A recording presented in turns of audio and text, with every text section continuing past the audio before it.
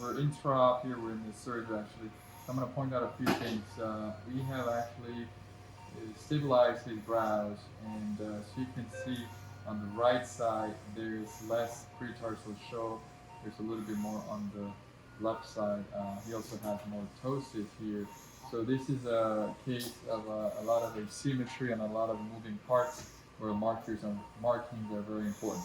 So the first thing that I did was find out the eye that has a crease that is at a correct position, which is the right side, and I measured that, and it was 8 millimeters in the center, 5 millimeters here, and 5 millimeters here.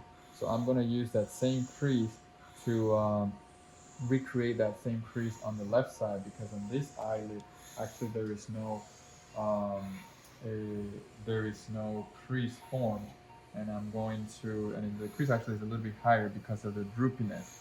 So I'm going to mark so that both of them are the same. So the important thing in this type of cases is to actually make sure that what we leave, the amount of skin in the pretarsal, is the same on both eyes, and what we leave on the brow skin is the same on both eyes. And that's how you can achieve actually symmetry in the eyelid surgery.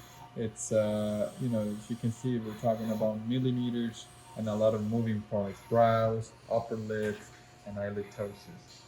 I use these calipers to make my measurements. So I'm gonna prove you that the creases are uneven. So on that right side, the crease, I marked it at 8 millimeters from the center. But as you can see here on this other side, the crease is actually slightly higher. The crease is it's about this. And if I go 8 millimeters, we're talking about this distance. So his current crease is about 10, maybe 11 millimeters.